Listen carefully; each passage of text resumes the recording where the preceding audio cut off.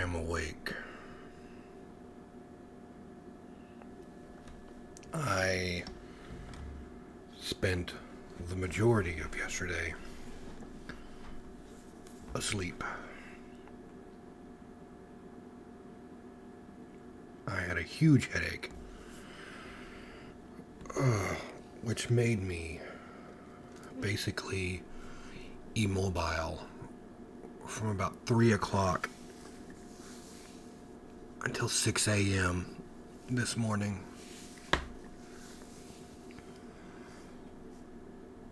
So, as you can see, I am a complete mess. I go get my second Moderna shot here in a couple of hours. And then I've got to go shopping because I have no groceries.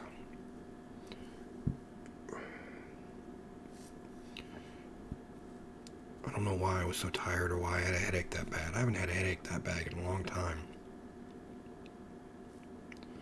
I think when I went to get my eyes dilated to get my prescription updated so I can get new glasses, which, hey, those are coming soon, and I think they look great. I think that the dilation may have messed with my head because it, literally hurt so bad. Oh. But I also went to the therapist yesterday, and I didn't get a chance to recap. So, for those of you that follow along, here is the recap for April 21st.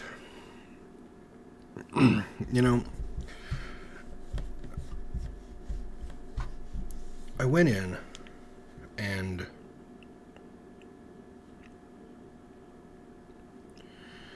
the first thing that we kind of talked about was my mother, because somehow I managed to completely piss her off yesterday for her own reasons. And it's getting rather ridiculous, horribly ridiculous. And we talked about her a good portion of the time, trying to, I guess at the very basis of it, bad-mouthing her in a way, which is pretty easy for me, actually.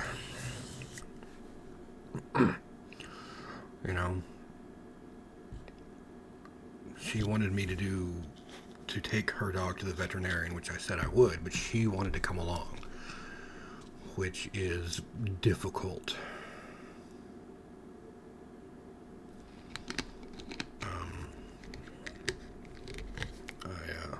But I told her I was going to take a nap beforehand, because, again, my headache was absolutely killing me. So I took a nap, and then she stormed out of the house angrily while I was awake, laying in bed, waiting on her. And then proceeded just to basically berate me for not getting up for her to do things for her. So I said, all right, cool, have fun. And I went and laid back down before I went to therapy.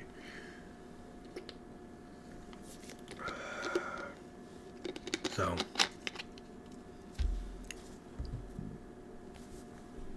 we talked a lot about her and how she's going to be moving out soon. Well, not soon enough, actually, but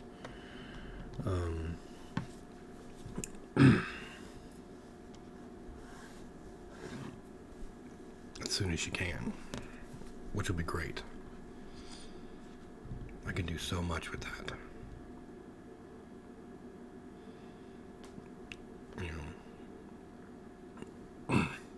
And then, of course, we went back to the usual topic on love.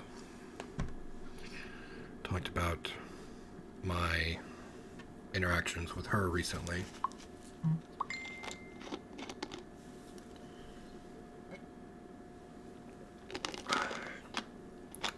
that was her right there. You know? Because I still have those feelings. But it's like the therapist is allowing me to build that wall around my heart again. Not just for her, but, for everybody.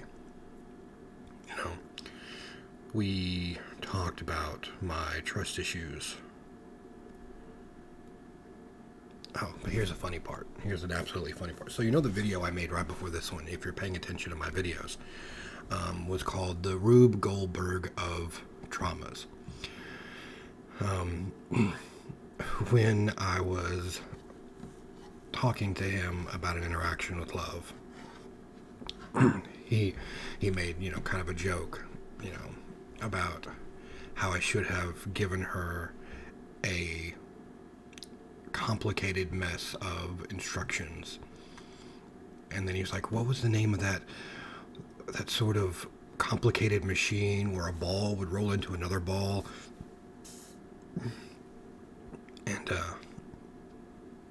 And so, I just pulled out my cell phone and showed him my latest video, and I was like, I literally made a video about that sort of mechanism used in this sort of way last night before coming here. And I thought that was really funny and really weird, and he laughed about it too.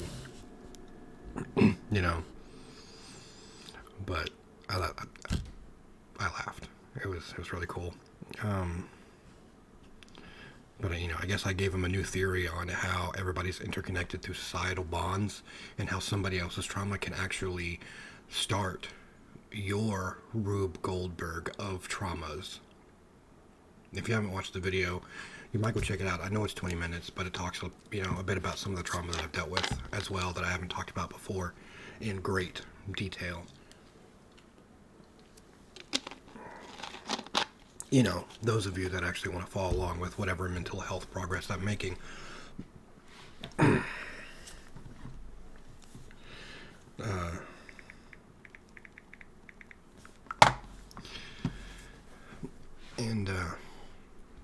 We talked about my trust issues. Talking about the way that I was treated before and the way I'm treated kind of now. I have supreme trust issues when it comes to people. Like abandonment issues and things like that. And it really hurts when you explain to somebody what your issues are, what your trust issues are, and then they use that against you in every single opportunity. My ex-wife was the masterclass at using any sort of vulnerability I had mentally and emotionally against me in every single way she could. And then, what happened with love kept getting angry at me for having my trust issues, and then goes and breaks my trust. And even though I still love her, it's one of those things. If I tell you I have trust issues beforehand and I let you know what I need from you, don't use it against me. Don't use my fear of you leaving me against me. Don't make those trust issues any worse than what they already are. Because they only grow bigger. They only get worse. But we talked about that. So I think moving forward, we're going to try to work on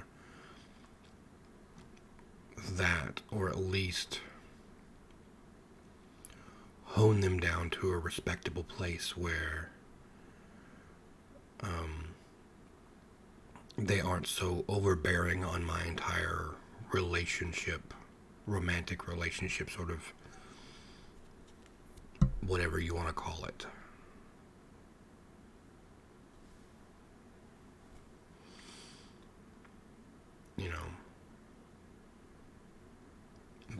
Still have a lot of progress. I told him about what the optometrist said about my eyes. Because every single time I've talked about it before, is that my eyes are extremely dilated anyway. And so when he dilated my eyes to look in them, he's like, you know, you have lots of scarring in your eyes. And I was like, yeah. And he's like, you know how you when you're really light, you can tell that you're really light sensitive, and that you should probably be wearing sunglasses when you go outside. And I was like, yeah, that's why I'm here getting sunglasses, or at least transition lenses, so I can wear outside. And I was telling that to the doctor, and he's like, to the therapist, and he's like, why is that? Like, what happened to your eyes? Why is there scarring? And I was like, oh yeah, we haven't got to that bit of trauma yet, have we?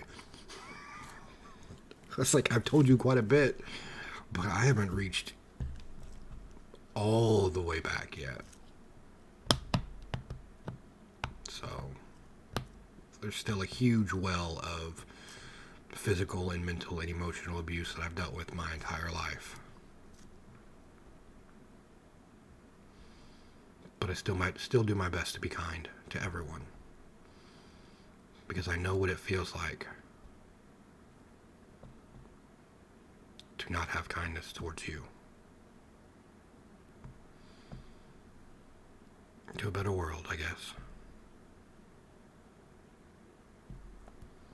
Thanks for following along. You really don't know how much it means. And I miss you.